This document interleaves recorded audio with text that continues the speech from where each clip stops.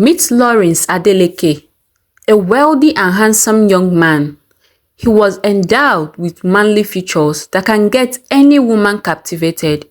He has the perfect body, the height, a captivating eyes. He is literally perfect. And above all, he has the cash and lots of it. Lawrence was an only son of a popular business tycoon of ECHE'S City. He had an only sister, Fiona Adeleke, whom he doesn't joke with. He tells her almost everything about himself. He is a workaholic that's built his world around his work. He doesn't believe in love anymore after he was brutally betrayed by his first love, who slept with his best friend, and since then, he sees women as an object which he can purchase with money. And girls of ECHE'S City didn't make it easy for him, as they threw themselves at him because of his wealth and his fine face. He gets any woman of his choice into his bed just with a snap of a finger. But now, Lawrence's parents are on his neck to get married early as the only son. I will get married, Mom, when I find the right one. How do you even expect to find the right one, Lawrence, when you don't even have a girlfriend? His mother said on one of their discussions. Lawrence thought really hard and decided to seek his sister's advice on what to do. Fiona, getting a wife from our city is not going to be a problem, but both of us know that these girls are all after my pockets and the title, Mrs. Adeleke. Almost all of them wants to be Mrs. Adeleke. That is not the kind of wife I want for myself, Fiona. What do I do? I'm confused. Mom and Dad won't let me rest. Sometimes it feels like being rich is a curse. Come on, bro. It can't be that bad. But think about it. Who wouldn't want to be your wife? I mean, have you seen yourself in the mirror? If not that I'm your sister, I would want to marry you too. Fiona said. Oh, Fiona, you are not helping me here. Okay, Lawrence. Sorry about that. But have you thought about picking a wife from another city where you are less popular? Well, I haven't thought about that, but now you mentioned it, I think I will take a trip to the neighboring town and disguise myself as a poor man, an ugly man, he said. Lawrence wanted a responsible wife, so he decided to disguise himself and relocate to a neighboring village to live the life of a lonely poor man, in hope of finding a responsible lady for a wife. ECHE'S was a city known for its bustling lifestyle, so it was almost impossible to find a decent lady in ECHE'S City. When Lawrence told his parents about his plan, they kicked against it. They could not imagine their own son, the heir to such a massive empire, living in a poor village like a poor, wretched man. However, Fiona supported Lawrence, and together they convinced their parents that he is already well known by almost everyone in ECHE'S City as the Adeleke's son, and so every woman would be willing to do anything to win his heart, concealing their true nature and pretending to be who they are not, just to impress him and bear the title Mrs. Adeleke. His parents eventually saw reasons with Lawrence and allowed him to go ahead with his plans, but they gave him only a year and 6 months to return with a bride, or they would provide one for him by themselves, and he would be left with no choice but to accept any woman they choose for him.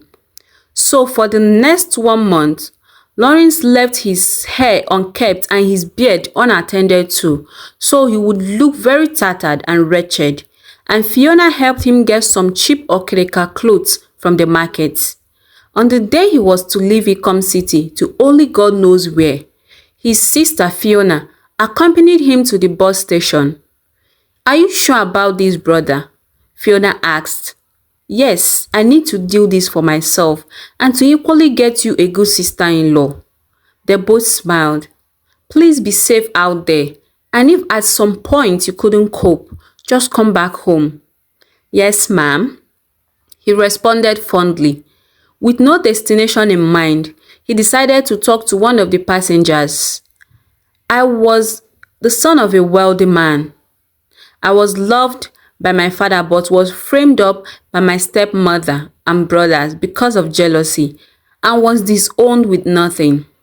I'm looking for the nearest village with good and kind people that can accommodate me so I can start my life afresh. The young lady he saw in the bus, the young lady who introduced her name as Princess, looked at Lawrence with pity and compassion, and she suggested to him, "You can come to my village. The people there are nice and welcoming, and you will have no difficulty re-establishing yourself over there. Though I don't know about where you would sleep, but you can get a very small room for a very small amount of money there." Lawrence thanked Princess for her listening ear. They drove for a long time, and after some hours, they arrived at a village. Unlike Acom City, it was underdeveloped, but they had the basic social amenities. When they came down from the bus, Princess asked Lawrence if he had at least a small amount so she could help him get a place to stay. Lawrence said no. "Okay, I don't have any money too. My mother sent me to the city to go buy some items, but I can talk to someone that can accommodate you until you start earning something. We have to be fast before my mother starts looking for me."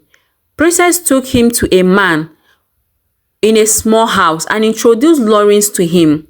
The man welcomed Lawrence with an open arms after Princess explained to him about Lawrence's predicament. He prepared a room for him in their home. It was very small and scanty, but Lawrence didn't complain. He thanked Princess. "I hope I see you again," Lawrence said. The next day, Lawrence began his mission of finding a responsible lady he could marry. Adapting to their way of life was difficult, but he was determined to see it through to the end. He started by finding a job and eventually get one at a small booker fondly called Mama Put. And his job there was to serve food to the people. Most of the people who came to get food were rude and unkind to him. They disrespected and talked down on him because of how he was dressed and what he did for a living. How can a man be a server? They thought. After staying in the village for a year, Lawrence was already giving up on the idea of ever finding a responsible bride. He made up his mind to accept whoever his parents were going to provide for him, because the time given to him by his parents were almost over. But all the ladies he had met for the past 1 year were all rude and harsh towards him. As he sat down, thinking about his journey here, he remembered Princess. Lawrence never met Princess again and asked the old man about her and where she lived. "I don't know much about her, but I know she is a very good and responsible girl who comes to clean my house anytime she was free, even though life was unfair to her." Lawrence didn't understand but decided to wave it off. "Do you by any chance know where she lives?" Lawrence asked. "No, my son." Lawrence decided to spread his wings by visiting other parts of the village apart from the shop where he worked. Few days after, one evening, he met Princess and another beautiful lady, Ego, on his way to watch village football. Princess was carrying a wheelbarrow filled with firewood, while the other lady was just walking beside her nonchalantly. He rushed to her and offered to help her with the wheelbarrow.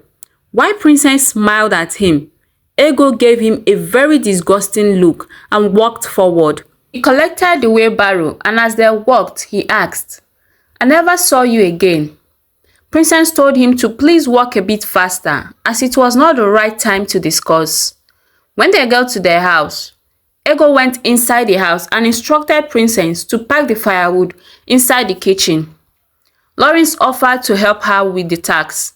When he was done, he asked her, "Why is your sister rude to you? Why did she leave all the work for you? Wasn't she supposed to help you with the firewood?" "She's my sister, my stepsister, and she's older than I am. I guess it's my responsibility to do whatever she instructs. I just don't want trouble." They talked for some time, and as she thanked Lawrence and asked him how he was coping getting back on his feet. From the little conversation Lawrence had with Princess, he got to know more about her. She was an orphan. Her mother died many years ago and her father took in another wife. A few years later, her father also died, leaving her at the mercy of her stepmother, Lucia. Princess was being maltreated and ordered around like a slave. She did all the washing, cooking, and cleaning of the house. She had nowhere else to go, so she had to endure it. She has a beautiful heart, Lawrence thought. He had already fallen deeply in love with Princess' personality. The next day, Lawrence asked the old man he lived with about Princess. "I told you I don't know much about her, but I heard she's a good girl and she has been good to me." But people talked about how she was maltreated by her stepmother and sister. He told Lawrence that almost everyone in the village loved her. She should have been married by now, but Lucia, her stepmother, is very wicked. When a wealthy man comes for Princess' hand in marriage, Lucia will insist that the man should marry her own daughter, Ego, claiming she was more beautiful and more responsible. Lucia would go ahead to say all sorts of bad things about Princess just to make the suitor reconsider his decision. Lawrence felt really sad after hearing about Princess and what she had been going through in the hands of her stepmother. He made up his mind that he would marry her.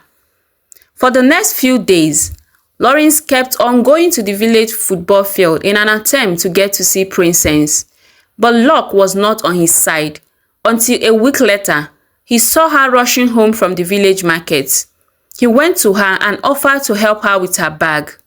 Princess smiled. "Oh, Lawrence, it isn't too heavy. I can carry it myself, and besides, I'm in a hurry to head home." He followed her, but he didn't reach her compound. He stopped few miles away to their compound so that her stepmother wouldn't query her for allowing a man take her home. This continued for 2 months. They always spent time together each time Princess went to market, farm, or any errand at all. They enjoyed each other's company. Her stepmother noticed that Princess always spent more time running an errand more than usual and asked Ego to monitor her movements. One particular day, Lawrence and Princess spent some time with each other talking and laughing under a mango tree. Lawrence told Princess that he had fallen in love with her and would like to marry her. Princess was shocked at the statement. "But Lawrence, you don't know much about me. You don't know me well," she protested. "I know you are kind and generous, Princess. You helped me without knowing a thing about me, and I want you in my life for good. Please, say you would marry me," he said. "You are equally a hardworking and benevolent man, but I am afraid my stepmother wouldn't make it easy for you, Lawrence," Princess said.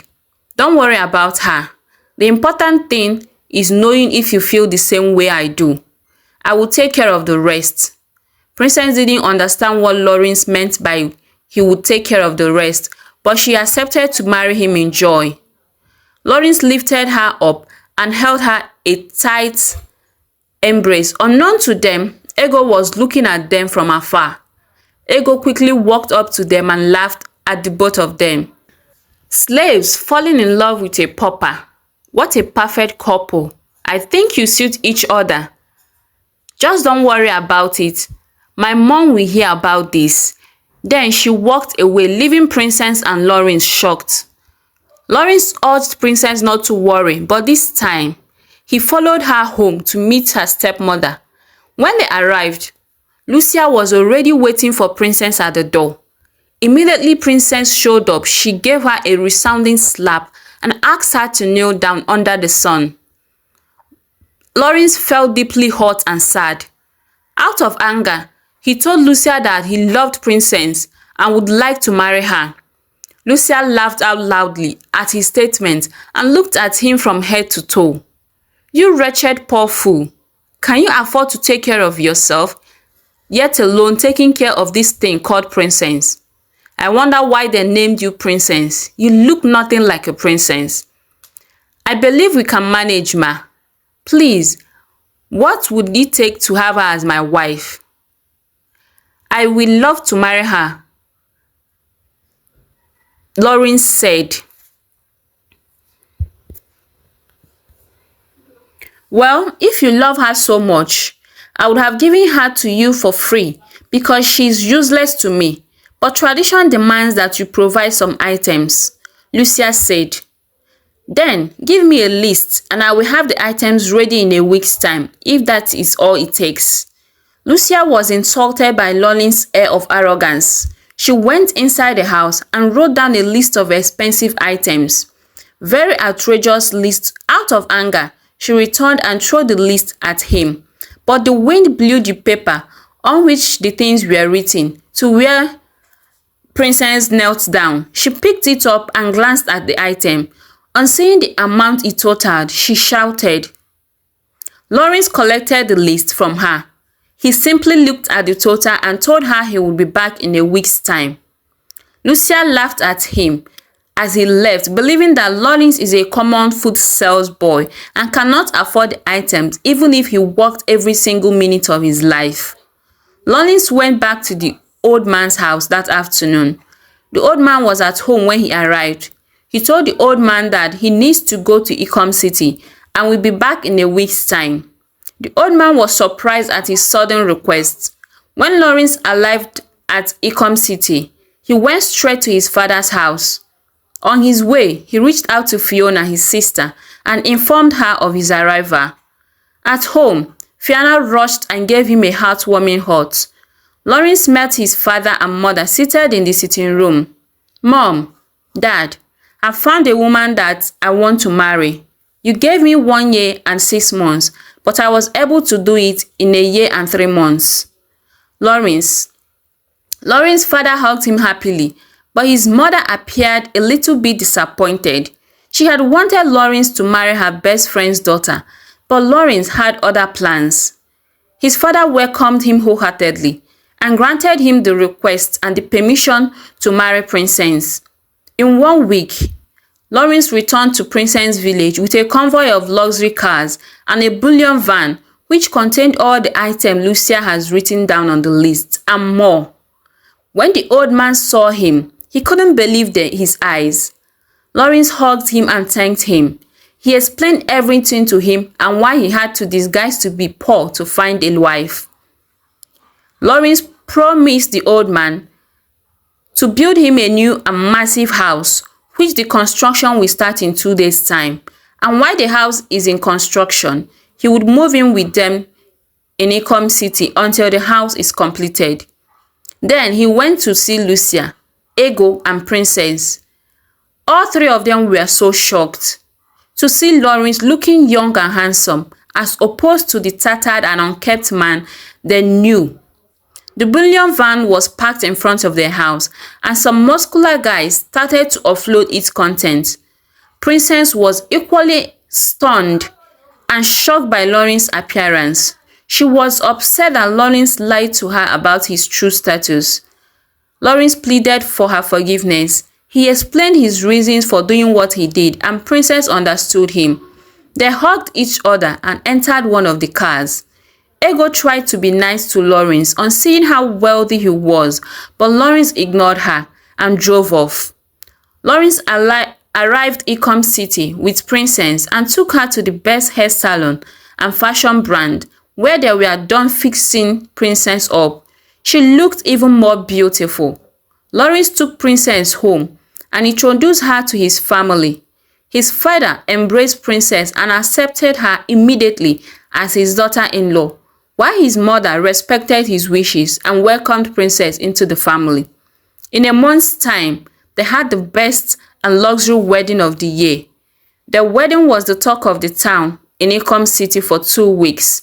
It was the feast of the year, and they lived happily and joyfully ever after. The moral of this story reminds us that no matter our condition or situation in life, always be kind and diligent in all you do, to people around you, to even strangers. You will be a testament to your personality, and this would open doors of opportunities for you. Please just show a little kindness today. Hey guys, thank you so much for sticking with us to the end of this amazing story. Thank you for watching to the end. And if you enjoyed it and you learned one or two things, please let us know in the comment section. Tell us where you're watching from and what you learned. We would really love to hear from you. And until we come your way next time, please don't forget to subscribe. Give this video a thumbs up and turn on your notification bell to get notified when we post another video. See ya. Bye.